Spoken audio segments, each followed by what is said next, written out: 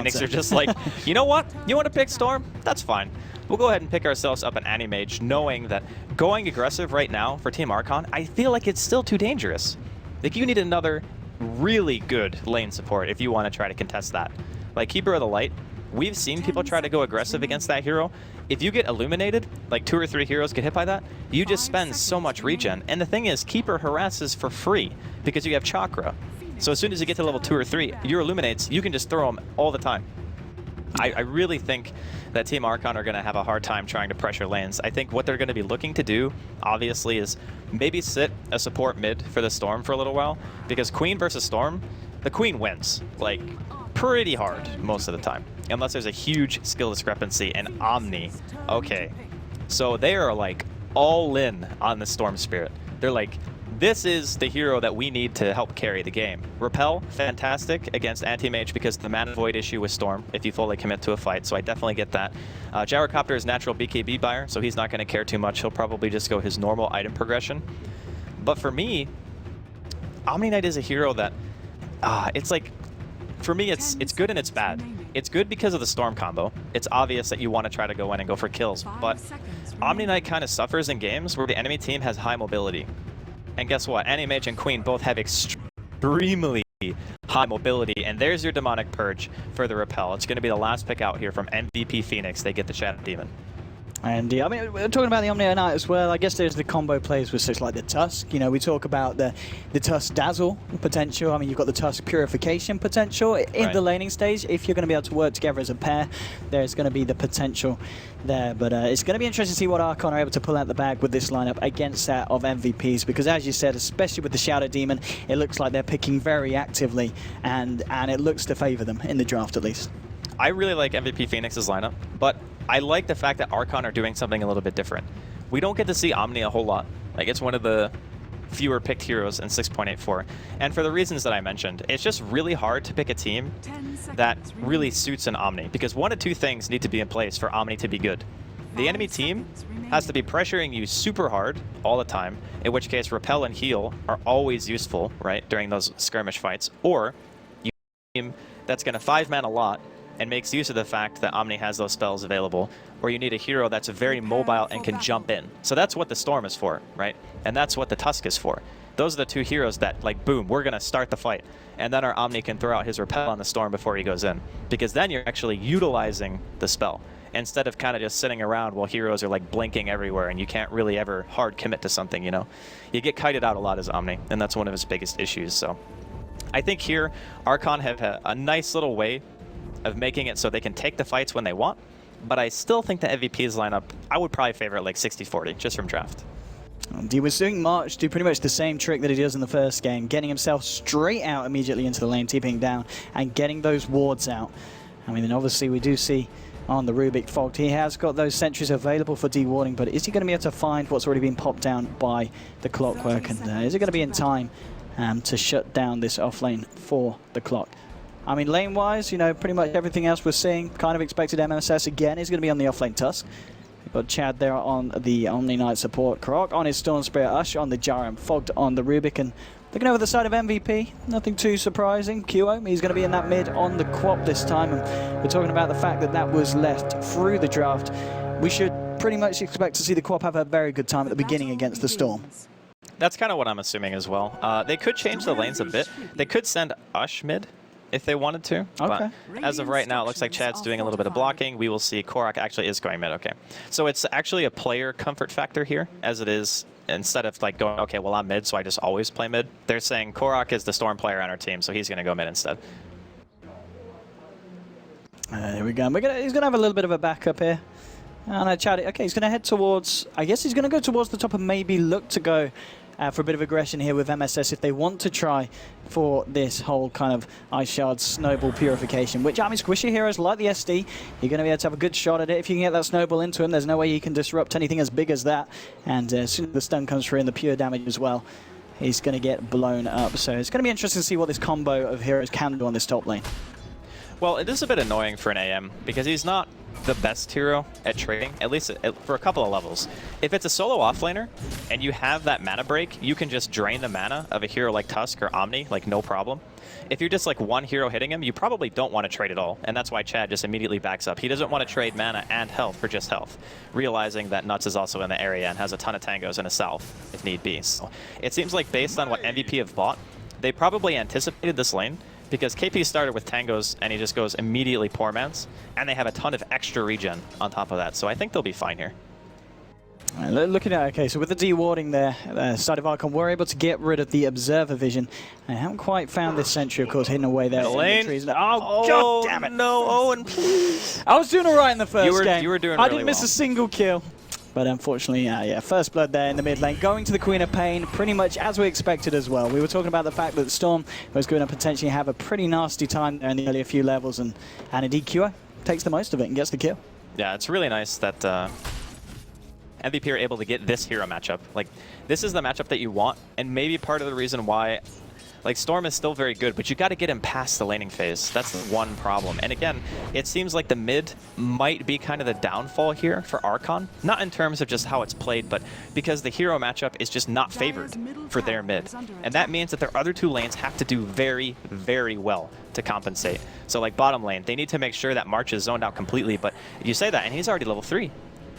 Yeah, he's been having a ground dodge on the bottom lane. Top lane, KP going for a bit of a walk around. He's got the blink available, so he's not in any kind of trouble. But Chad and MSS continue to do what they can here to shut down the AM's farm. So far in terms of CS, he's on 9 for 1.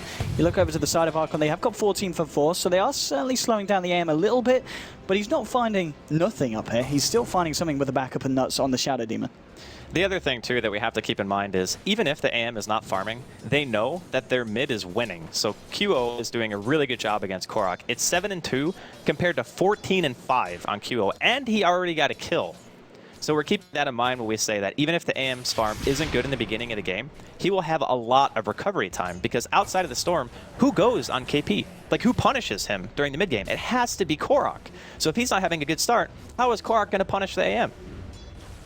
It's going to be hard, and I mean, we're seeing MSS on this top lane because of the mana break. He is down to pretty much not being able to do anything at all with his skills. He has got that emergency mango available, so maybe he can look for the surprise play. Febby actually wrapping around here, maybe thinking about looking for a courier. The courier is actually going to be kept held in the tree line here, so it's going to be safe for the time being. And yeah, it's brought over here, they've spotted it out, and Febby, he's not going to be able to do anything apart from just be a little bit of a nuisance here. Throwing illuminates in, making the lane a little bit tougher. Korok, and well, there we go with the blast. QO blinking forward here, trying to go for something. It's not got quite enough damage to deal with the Storm Spirit, and now with the TP reaction from Fogged as well. But again, just pressuring this Storm ever so heavily and pretty much crushing the lane at this point. I mean, making him rotate like that, it also means that March is going to be able to get bottom rune because Fogg's not there to zone out the clockwork. So March is going to get a haste. He might even be able to do something with this. Oh, now. They still have 2 heroes mid. QO's got full mana. I think they go for a kill here. How far is the crop off 6? Very close. This isn't going to give it to him. Are they going to wait it out? Oh, this creep wave will, yeah, maybe. I mean, March has got about 15 seconds left on this haste. Ah, no, okay, he's going to go back. It would have been nice if QO could have got 6, because they definitely could have killed if he had that haste and he walks in. Like, Korok's level 4! He's level 4 at 4 minutes. Now, he'll hit 5 in just a second, but he doesn't have boots. He's still being forced to bottle curl a lot. And again, it just seems like Archon are the ones who are reacting to MVP. Archon are never really able to do something that says, hey, you have to do something about us. It's always, oh, MVP are making a move, we got to react. It's all reactionary Dota from them. I mean, the question is as well, what is the plan with this Tusk and Omni? I mean, they're obviously trying to do what they can to stop KP, but 27 CS, he's pretty much almost doing as well as the Jar. In fact, you pretty much could say he is. Lane. And indeed, mid lane Q. Oh! Gets the ult out. Will find the kill into Storm. Fogged. Oh, the Illuminate. He's going to be lucky that he had that salve, because that was nearly him dropping as well. But, I mean, there we have it. Archon, they try and find a kill, but they end up losing the Storm for the quap before she goes down, and that really wasn't what they were looking for. Well, on the bright side, Fogg got some experience out of that, and much needed, I might add. He was only like level, barely 3, maybe even level 2 when that hero went down. So now he's like more than halfway to 5, and the Rubik getting 6 is pretty important for this game. Like, you want to be able to spell seal. Oh my god, that mana burn. Alright, so MSS really can't do much of anything at this point. He's still got that salve and a mango in his inventory. But we can start to see, like KP, he's realizing his limits as we see Korok also kind of getting just harassed more and more in this middle lane. And again, this is what makes MVP so scary, is they know their timings. They realize that Storm is not 6. Why not just throw out a casual Illuminate on mid? Make Korok go back. Don't let him get that level 6 for free. They're just always knowing when they can pressure. He's incredibly deep here and all on his own. Nuts and KP and the wraparound coming in as well from QO. MSS, he's got nowhere to run, nowhere to hide. He's got a mango if he wants to emergency snowball, and he's actually going to go for it there with the mango plays, but I don't know what he's going to achieve with that, apart from just prolonging his death as he goes forward onto QO. QO still finishes him off, and well, that's a mango down and a touchdown as well. Once again, really nice rotation coming in from MVP, and at this point, Archon didn't have any vision of any of top, as far as I know. They had a ward mid that's freshly placed, and then they had that one ward in bottom that's helping out Ush, but there really haven't been any rotations for March. Like, they don't seem too content on helping the offlaner, and I say that, but March doesn't even need it. He's level 5. Okay, here we go. They're going to try and go for something here, and it looks like they'll be able to find it, and, well, they certainly needed that. Kill there for the gyrocopter. Mid lane, though, the pressure's being applied by Q. Illuminate flying through as well. This time the purification, the repel, they might be able to turn this one around. In comes the Tusk as well with the snowball, moving on to QO. He's not going to be able to get himself out of that one. They bring down the Queen of Pain as well. And that was a rotation that Archon surely needed, and very well done as well, just keeping everyone alive in the mid lane there, thanks to the inclusion of that Omni Knight. Yeah, finally, Archon getting a little bit of footing here in game number 2, making something happen. They get the kill on the bottom lane. They stop March from hitting 6 a little bit sooner, which is good. And they also get a very much needed kill on the Queen, like you mentioned. And even though they had to react pretty heavily for that, I think Chad was already in the area, and then there was a TP in from MSS, but it's well worth it. Like, the Queen is the one who's going to snowball really hard, and if you can stop QO from getting off the ground, just kind of controlling the game, that means that stopping the AM will become easier for you. You don't have to worry about the Queen always being in your face and having to counter gank him, and then just having like KP sitting in the woods and farm. You can just say, okay, well, maybe we can actually formulate a gank on the AM, and it's going to be necessary at this point. There's a bit of a rotation here on this bottom lane now. We're seeing Nuts and Cure hang around here. Level 6 not quite on March. He's going to hit it here with this wave. Looks like the timing wasn't there for the SD and the Quap, as Quap will pick up the rune, head back towards mid. Chad's coming down here to back up his side, and Nuts, he's not going to be able to do anything bottom. Ping's coming out towards the mid lane QO. He is level 8 though still in Croc. He's at level 7, so he's certainly closing the gap. But as you said, it's never fantastic to play a Storm from behind. The one thing about Storm, though, is if you get that level 6 and you get your mobility going, you can kind of recover. Okay, but he's got a mana void here. MSS is so dead. Surely, if he can get... Nice he still gets blink. it. Still gets it. The pings are coming out. He's going to go straight for the TP out, and rightfully so. I actually love how he TP'd to his tower instead of TPing back to base. You know how many players would have just said, I'm going to base right now. But KP's like, nope, I'm fine. I can sit here. Maybe I can even draw a reactionary TP. And his support can come by and get himself. They're going to find a kill onto March here with a missile flying through here. They drop the cooldown, chasing it down with a rocket barrage. Didn't even need the second one there, Ush. He's going to find himself that second kill. So, looking at the last hits at the moment, the gyro is at the top. So that is the one kind of bit of silver lining here for the side of Archon. And if we have a look at the net worth between the heroes at the moment, it is gyro as well at the top of the moment, 4.2k. So it's all going to be kind of on what this gyrocopter can achieve for the team. I think Gyro he's pretty good mid-game against AM, but I don't think late-game he's that useful, because a lot of his damage is magical, of course, and you have that spell shield, and plus, Gyro doesn't really have good chase potential, so carry versus carry matchup, the Gyrocopter is not really meant to deal with the AM as much as I think the Storm is.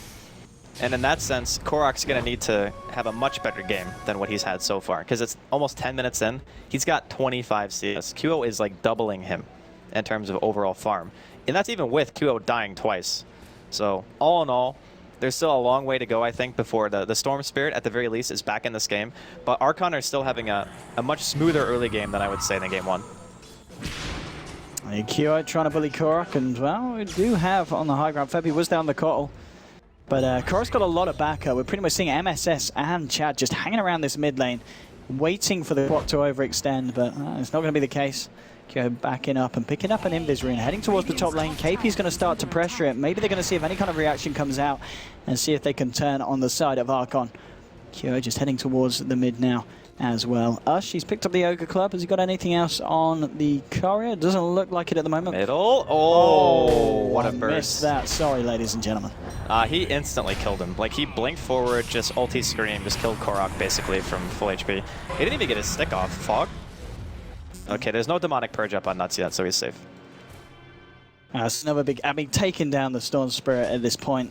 He's managed to pick up a Robe of the Magi on top of the brown boots, but it's not a lot. You look at QA's farm, he's got 1,800 gold now on top of the treads, the null tally, and the bottles. So he's looking very wealthy indeed on this quad. I think he maybe goes Orchid this game. It's really nice against Omni and Storm for obvious reasons. Like, if you blink in, you silence a Storm, and there's no Omni nearby, you just kill him. Oh, QO, gonna take some harass here.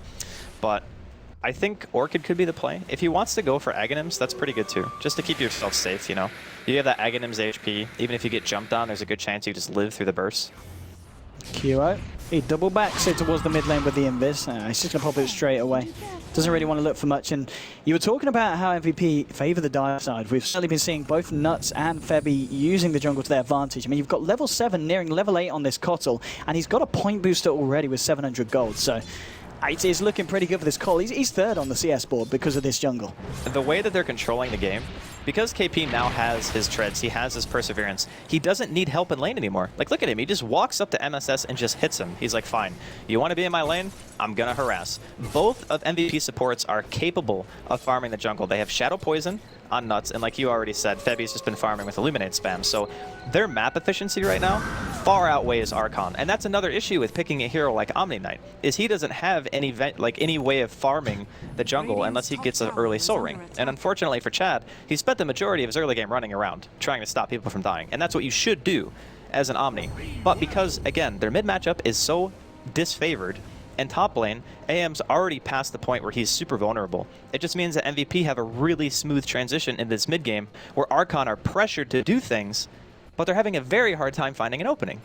I mean, I hadn't realized this as well. The fact that he was on the courier when we were looking at Febby, he's pretty much got 3/4 of the Aghanims. This is going to be an incredibly fast Aghanim Scepter on the Kotl, which is going to be ridiculously hard to fight into if you're the side of Archon. Once it's daytime and they have that, they can just push every single tower. You get 100% heal from the Illuminate during daytime, which means you're healing for 500 every single Illuminate. 500! That's like half of Queen's HP, even though he's got a point booster, and he's going for the Aghanim, so he's not going to go Orchid, but I think, like, this situation is... Oh, he gets the repel off. It doesn't matter. They even throw down the purge there as well to make sure there's no way that Chad gets out of it. And oh, Chad. He was the victim of a lot of pain and terror coming there from the side of MVP.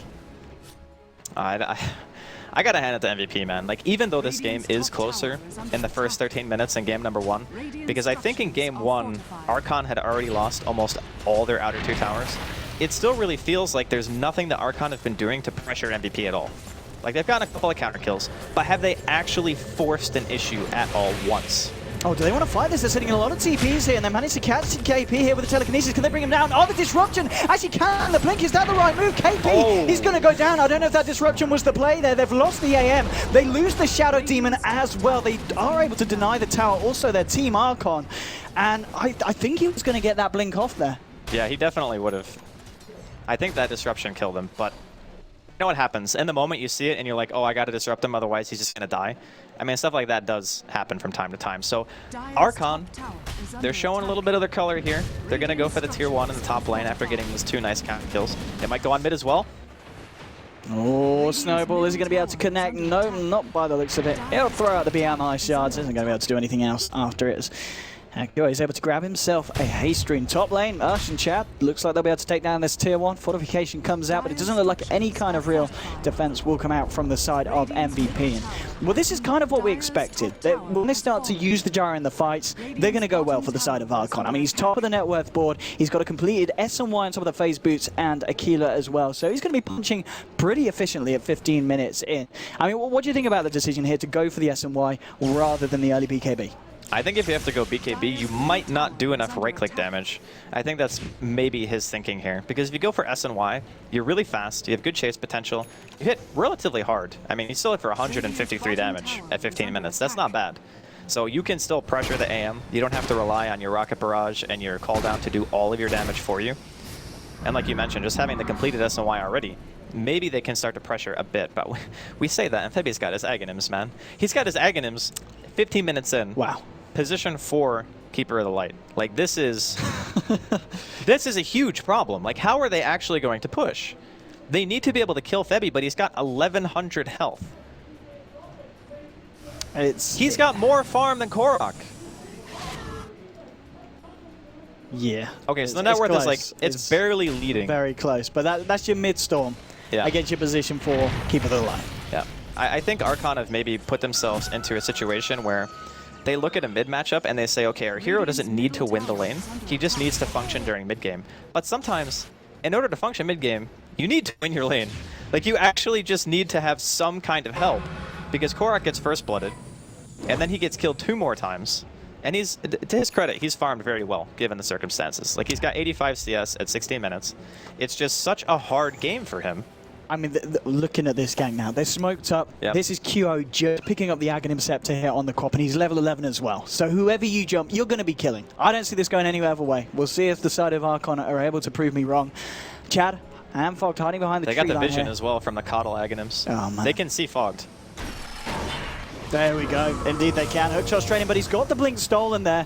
They'll try and chase this one down. Demonic Purge thrown in as well. Fogged, he's going to have the blink in a second. Yes, he gets it off. But no, QO chases him down there. We'll be able to finish him off with that final bit of burst. Pings are coming out. Can they actually do anything to turn this? Chad is there with MSS, but it is just the 2 of them. Do they want to try and fight this one? March throws down the cogs. There's going to be the... Oh, there we go there with the ultimate kill. Will bring down the Omni Knight. War punch from MSS, but he's snowballing there into 3 of them. They'll throw down the poison onto him, but now Korok, he's turning the fight. He wants to turn this one around. They brought down 2. Now he looks for Q as well. There's going to be a homing missile coming through as well, but he's not going to connect in time to cancel the blink. But they will chase this one down. He's going to have another blink here in a few seconds. Can QO escape this? They're moving in close and personal as well. The missile, it looks like he's just not going to be quick enough. They can't get the Quap. They can't control her.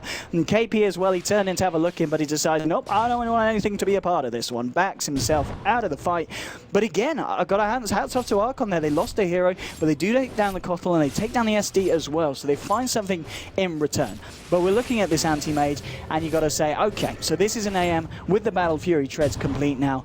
What can you do to stop this man from farming? This was also a dual offlane from Archon. So Chad spent a pretty good amount of his early game sitting top with MSS, just trying to pressure the AM lane, right? Like, Chad was just running at him, just like, okay, don't farm, don't farm. And that also means that MSS actually has a lot of farm. He's level 9, he's got 2,200 gold and arcanes. So if he wants to go for Guardians, he can do that.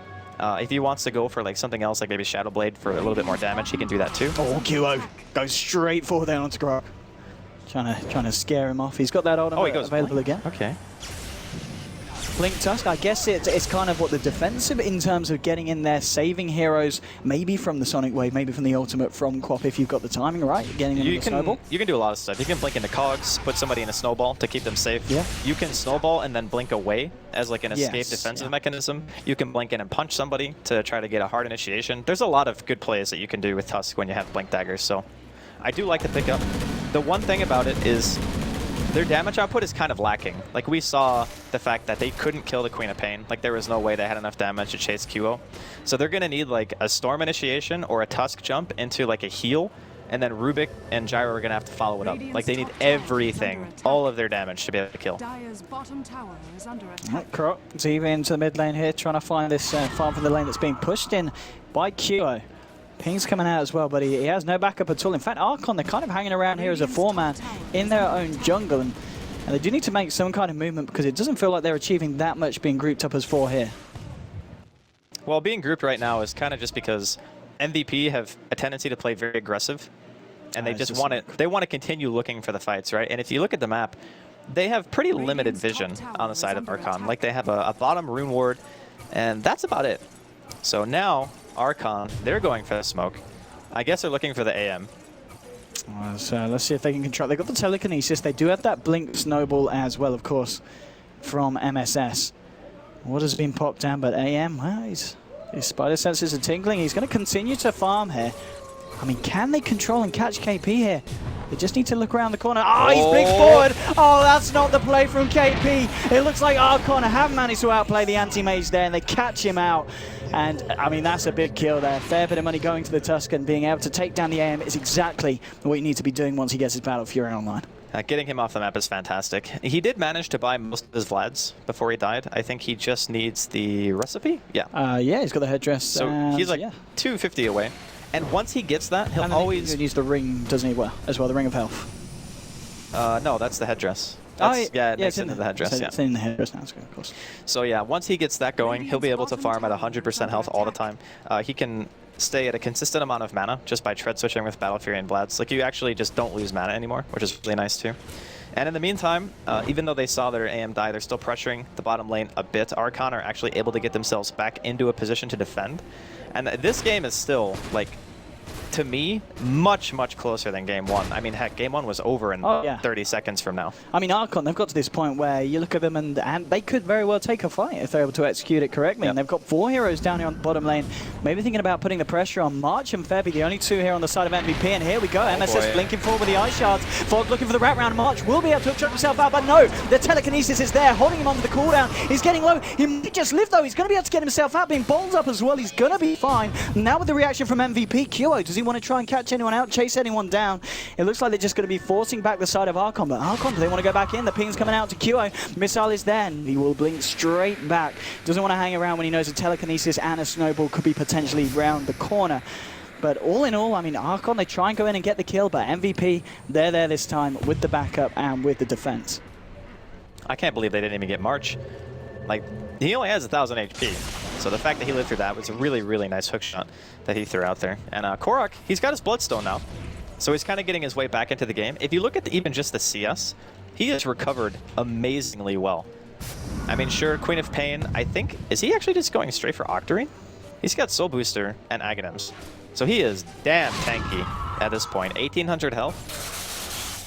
Oh, Korok, he's going to go on KP, and they've got MSS here as well. They can stagger it here with the snowball. It's not going to be enough. And he will be able to blink himself away. And KP, he's got some friends around the corner. He's got that backup. Nuts and March moving in. Hookshot is available. Queen of Pain with the ultimate as well. I think Archon realized they need to get themselves the hell out of there. There's going to be the TP out from Korok, but it could be MSN.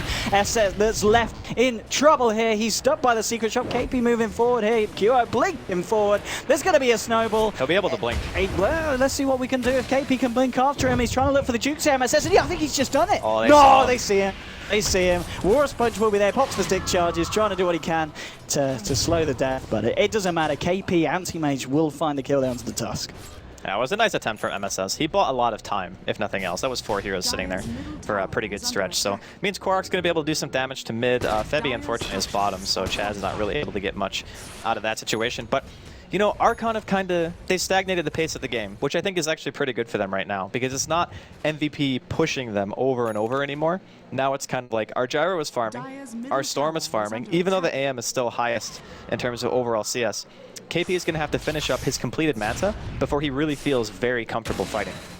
And in that time, Korok with his Bloodstone and a Repel, he could still potentially get kills. So I'm looking for Archon to still kind of try to pressure a bit. Maybe they want to wait for Korok to get up an Orchid or maybe a Hex, and they're looking for QO right now, but he's staying in the trees.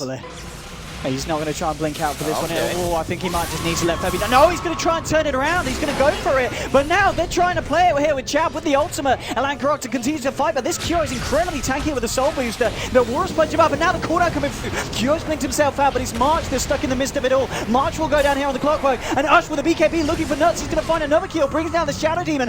KP's trying to turn this one around, though. Snowball forward onto Kyo. Can they bring down the Quap? Korok coming in, brings him in. It's going to be another kill. It's a 4-for-1, and this decided Team Archon easily coming out on top. What a fight for the side, and MVP just falling apart in that one. Looking at the fight recap, a massive swing. 3k gold difference coming out of that one, and over 3k in terms of XP. What a fight from Archon, and I've got to say, it all just started off with that perfect juice of the Guardian Agent in Chad. They get their Courier as well. That was 3,400 gold on that. Okay. That was Yasha and more items, I think. I think it was KP's Yasha and something else. Oh, God. That's bad news if you're, oh man, if you're MVP, you are not happy about that at all. That is not good for, let's have a look at the graphs. I don't know if that fight will have ticked in yet. No, it's not quite ticked in. I mean, it's already gone back to the favor of Archon in terms of XP, but once that fight's on there, it's going to be a few thousand. I imagine there's going to be backup. Okay, it is pretty much that. Okay, so it's pretty much just equalized the lead that MVP were able to get. So we're very much back to square one, and if anything, at this point, with this Gyrocopter and the fact that he's got 5 kills, 2 assists, hasn't died at all, Ush, he's top of the board in terms of net worth and looking very good at this point of the game. Having that BKB available as well and 2,300 gold, like he can go for MKB, and then his physical damage is fully online, right? Like he's gonna hit for well over 200 with that item, and because he can just bait out purges, he can just BKB after the purge comes out. Nice deny coming in from Febby. A little bit of a cheeky play, as you would say, Owen. But I would indeed. Took the words out of my mouth there. I'm impressed with the way that Archon are playing this. Like they seemed pretty shaky in game 1. They've managed to bring themselves like fully back and are now like contesting MVP here in game 2. It certainly is impressive stuff indeed. I mean, it still comes down to the fact that the MVP, they have got this anti-mage. Yep. He's got 2.1k gold on top of what he had lost on the courier as well. So there, I mean, there's going to be the point inevitably. Roshan sneak. Oh, this is the play as well. This is really good. Look where Archon are. They're all on the top half of the map. They're not aware of this at all. And KP with the lifesteal, it's not going to be the quickest, but he should be able to do it.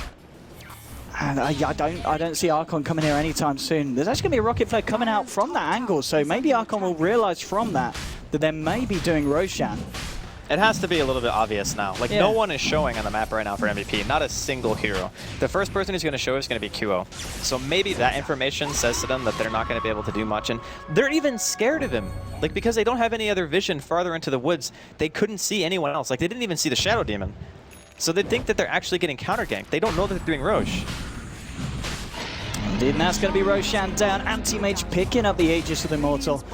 And top lane, Archon continues to pursue. I've got to be honest, one thing I'm most impressed about is Korok. Talking about the guys going in for a kill, there's going to be a defensive disruption onto QO, but he found the silence already because Korok has got that Orchid complete. They'll blow up the Queen of Pain. And Korok, a man who was punished in the laning stage, but suddenly he's got 13 charges on a Bloodstone. He's got the Orchid as well, 4 for 3 for 3. This man, he's totally turning around the pace of the game for himself. That big team fight bottom put him like at Orchid, pretty much. Like he went from having a Bloodstone at 21 minutes to finishing an Orchid in 6 minutes. Think about that. Like it took him how long to farm 5,000 gold? 21 minutes? Well, I mean, of course, they're going to buy like treads and Wanda bottle and stuff, so it's not really fair to say that long, but just the acceleration of farm that he got once he had his Bloodstone was nuts. So that team fight puts Korok in like a very good position in terms of item progression versus what MVP have right now, especially considering the courier from MVP was dead. Oh, he killed it again. He got 4,200 gold on the courier, Korok. He kills the courier twice? What? Oh my god, that's actually so painful. Marty's going to look to start a fight about Fog. He's got a Glimmer Cape, and now it's going to be us turning around with the BKB. He doesn't give a damn about your Blade Mail, March. We'll take down the clockwork here. They're going to try and continue to fight here.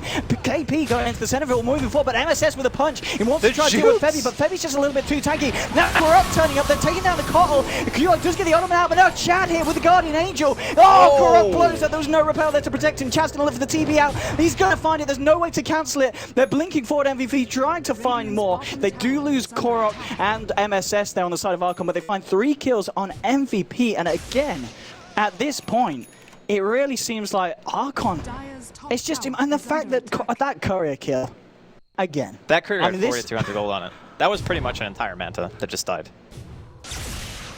Damn. I don't know, man. Like, middle lane. Well, hello with the Orchid. I mean, Kyo, what are you going to do? He's what gonna are die. you going to do? He's That's certainly what he's going to do.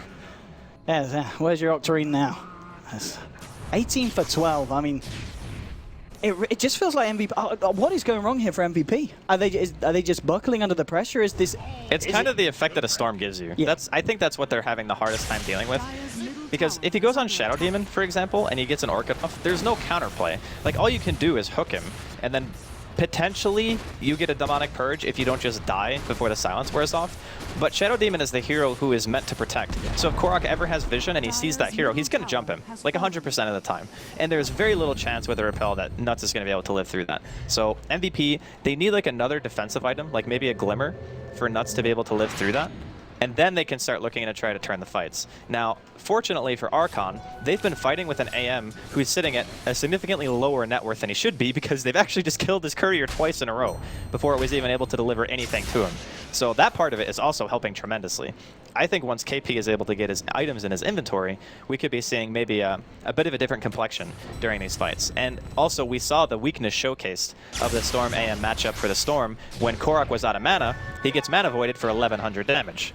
and then he just explodes. So it's very, very important to have Korok repelled all the time. He may even go buy a BKB or a Linken's even. He's picked up, yeah, the ultimate orb, so maybe the Linken's on the menu. It could be a Hex too. So we have got the Basher now. Onto, well, he's still at home in the base. He's got to help he can get that one out safely to him without losing the Courier. And as we said, once the Courier is back, he'll have that Manta style as well. Smoke up here from the side of Archon. This is also going to be at a point where Ush has got the completed Butterfly. And they're just going to head up to the shop. Do they have, they've not bought a gem out yet, have they, on the side? No. There's a fair few sentries down here, and it was looking for that ward that was giving them vision, Archon vision of the secret shop, and they did find it. With that sentry on the cliff there, they were able to remove it. So it's going to be unlikely they're going to lose the Courier again. And now with the Courier back, finally managed to get its items out. There's going to be the 4-staff on Febby on the Kotl, and we look towards KP, who has indeed got the Manta and the Basher. So maybe this is fight time for MVP. Maybe they can come on top of the side of Archon in engagement. And here we go, blinking forward here, looking for Fog. Fog is going to run away. Glimmer Cape, but it doesn't matter. The pure damage bursting him down here, Chad. He's been Glimmer Caped up. In fact, it was Fog here saying, I'll save you, buddy. I can't save myself. And now, Korok going forward here with the silence on to Febby, trying to pick down the Kotl. There's going to be a big cooldown here. It's going to catch a fair few. Ush, he just turns up to the fight, but it's already not looking great for Archon. They've lost 3 heroes. Ush had managed to find 2 in return, but Kuroki's still alive here, and he's able to turn it here. KP there with the bashes, and now it's KP and QO that are going to look for Ush. Ush is going to try to TP out now. Homing missile is going to buy him the time because KP isn't going to be able to look for the right clicks, look for the bashes, and he will be able to get himself out on the Gyrocopter. But indeed, as we were saying, MVP with those item pickups and with the fact that this anti-mage is looking pretty scary. Now he's got those items under his belt. They couldn't come on top of that fight, and it does end up as 3 for 4 for the side of MVP. It was just nice for MVP that they were able to jump in before Korok got an initiation. I thought he would try to cut off the rest of MVP by just jumping in straight away, because he actually had vision of a few of the heroes walking high ground, and obviously the rest of Archon were there too. And we saw there, he went for Febby.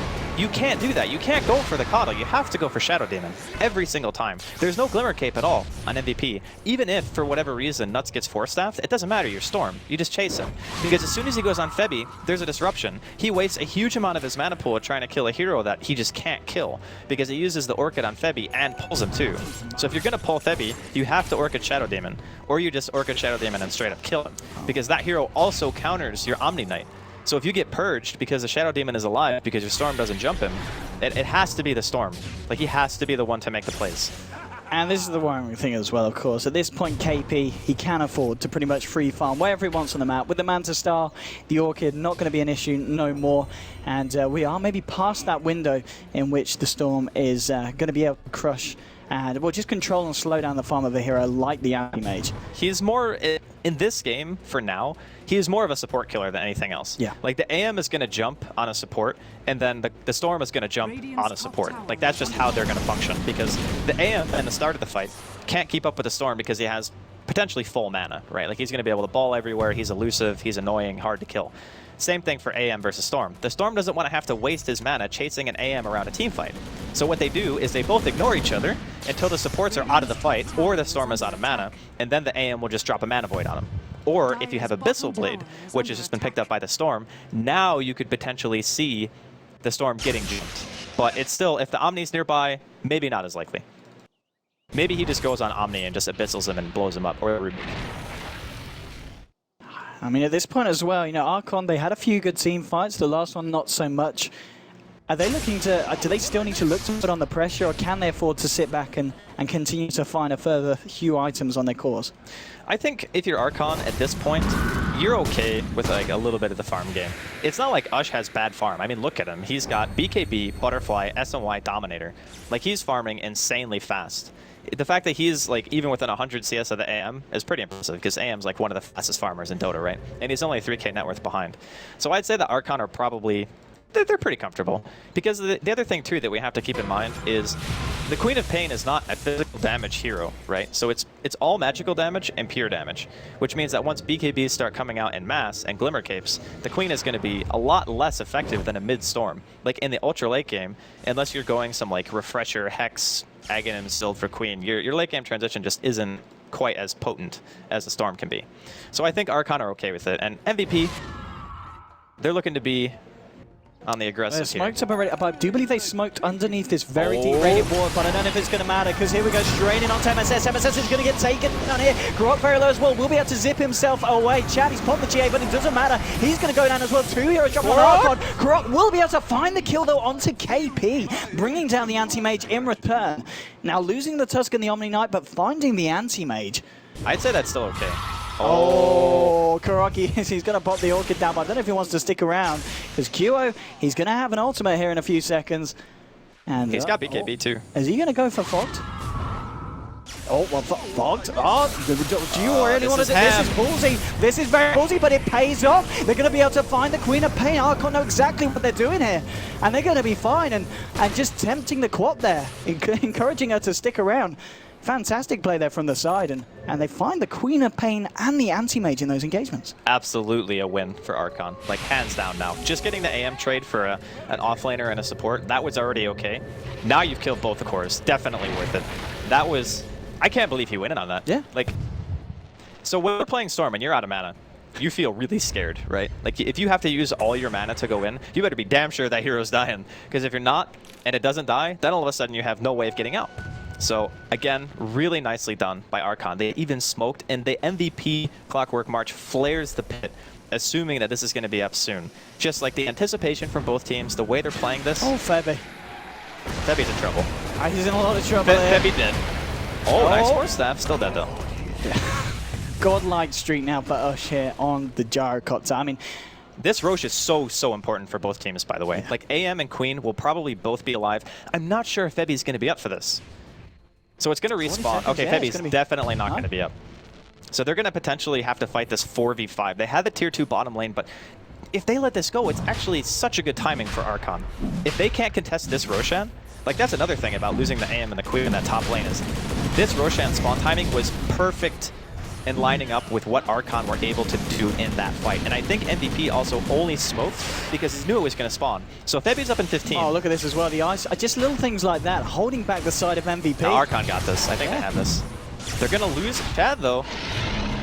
It doesn't matter. I mean, they find the Aegis. So, I mean, that is something I think they'll be happy trading the Omni Knight for a Roshan and an Aegis at this point.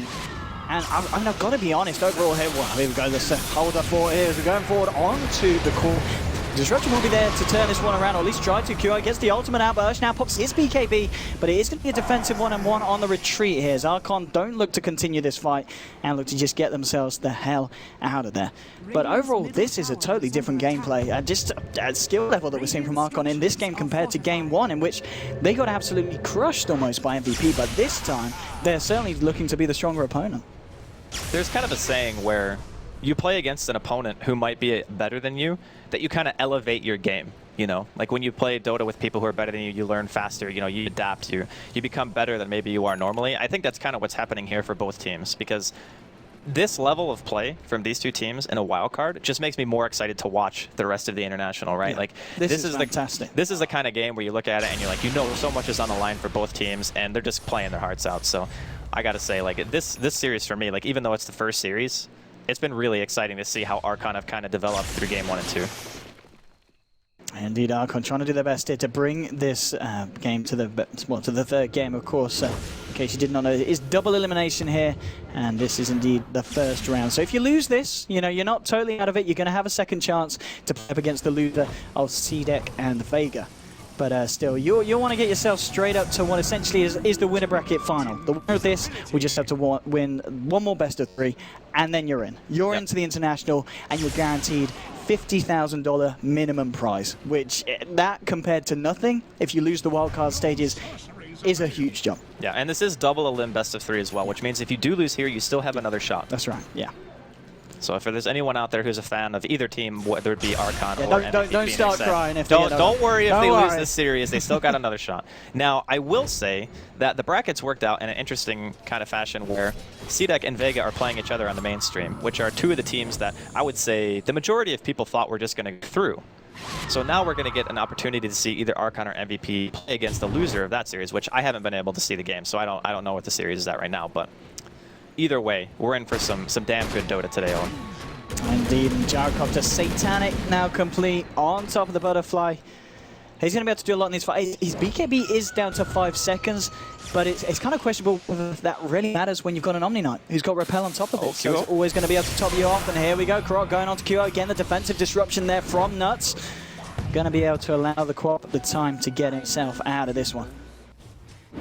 Now, this is a really tense game. I think, man, that gyro is so farmed. Like, we talk a lot about Korok this game and how it's very important for him to initiate on the right heroes and have the impact during the mid game, but it's almost to the point now for Archon where the gyro is going to take over. The gyro is just going to be like, okay, well, I got 5 or 6 items. I got my BKB, my Satanic, my Butterfly. Oh, we just go straight into, I mean, look how aggressive they're playing. Korok is kind of very low on mana. They've actually lost the Omni Knight here as the Co-op's being able to finish down on Korok. He's incredibly low. It doesn't matter because Ush is just on the front lines fighting it all up. There's going to be the snowball there onto KP, but now it's Archon that are maybe thinking about getting themselves out of here. They've already lost 2 heroes. QO blinking forward. They're going to look for the hook shot there from March on the clockwork. He's not going to find anything, and it looks like Archon will just be able to get the rest of themselves out of there.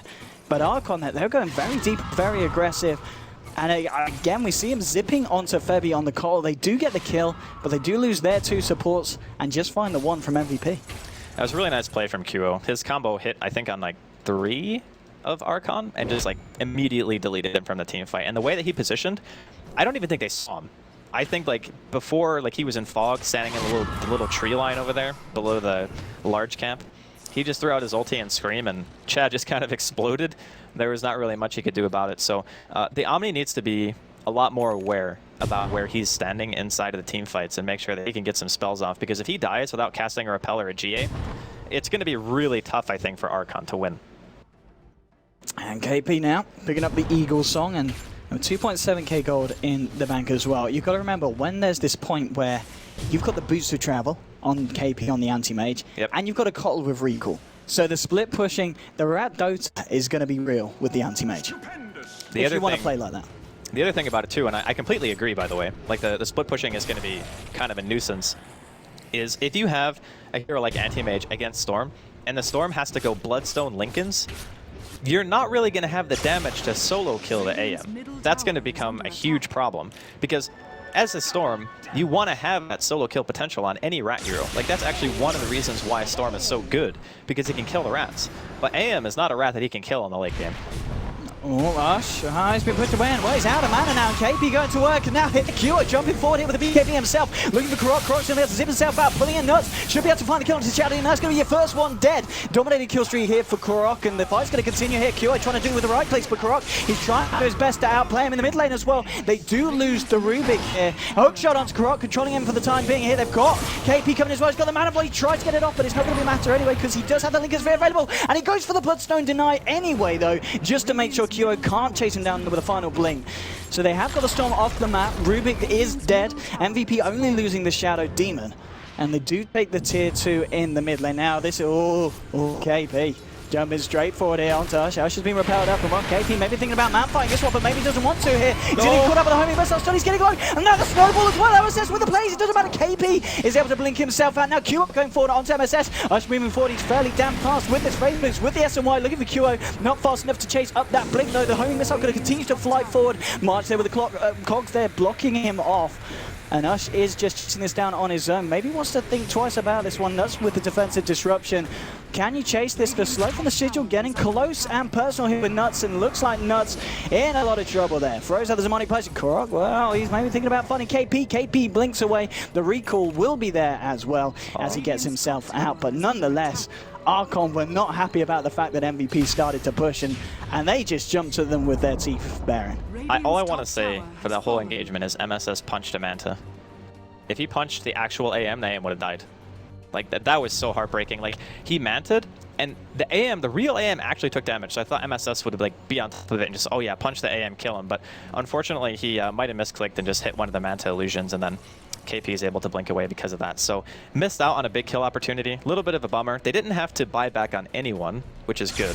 So Archon are going to have their full arsenal of buybacks in case MVP are going to be able to get a push together anytime soon. But what I imagine is very similar to what MVP did on the previous Roshan, where they smoke about like a minute or two before it's going to be up, and they look for aggression. Now, either team can do that. It's just about anticipating your enemy's movements when it comes to that point. But Roshan most likely going to be the next very highly contested area.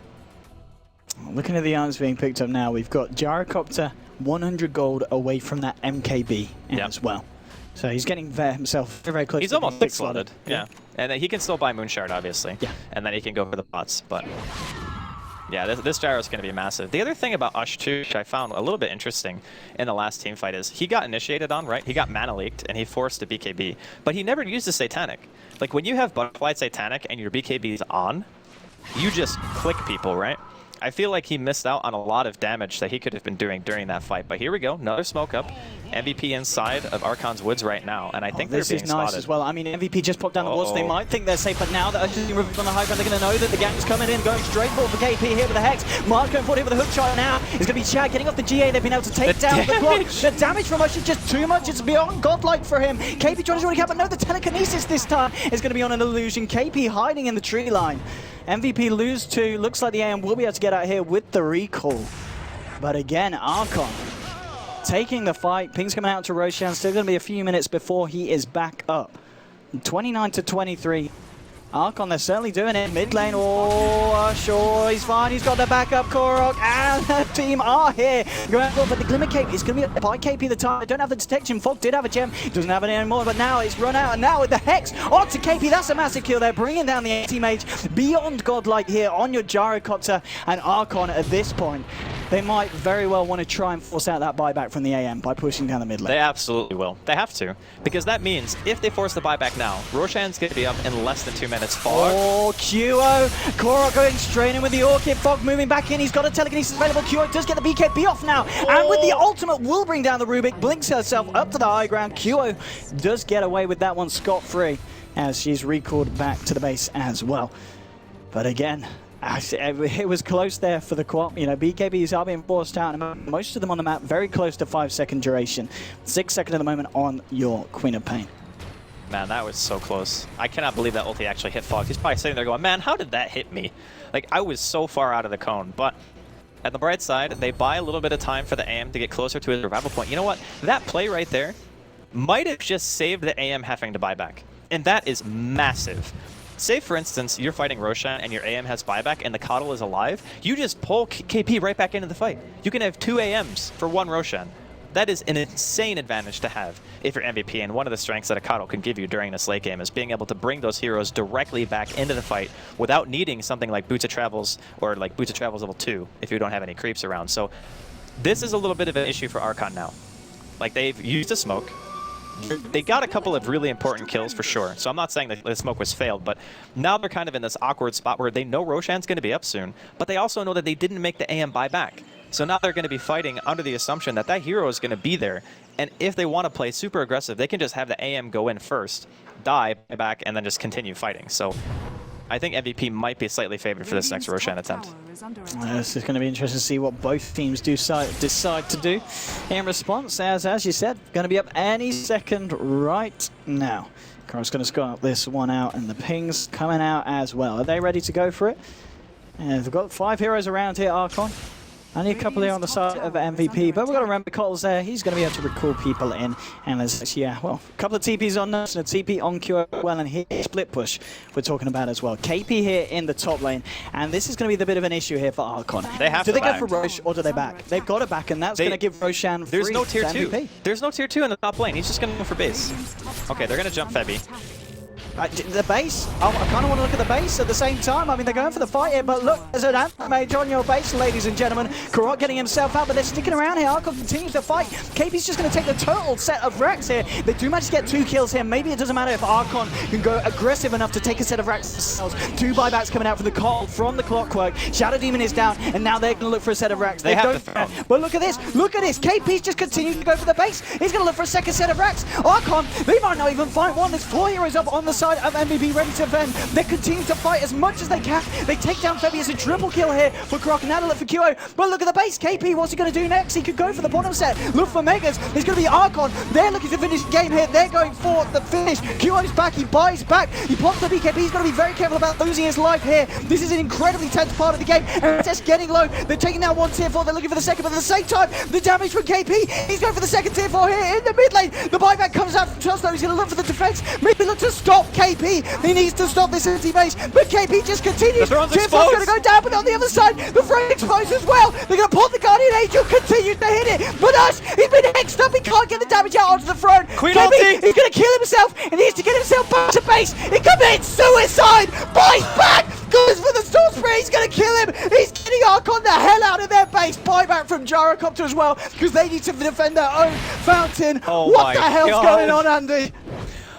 Okay. All right. Fuck, Let me find my words. Just give me a second. Let Okay, me so just open my energy drink.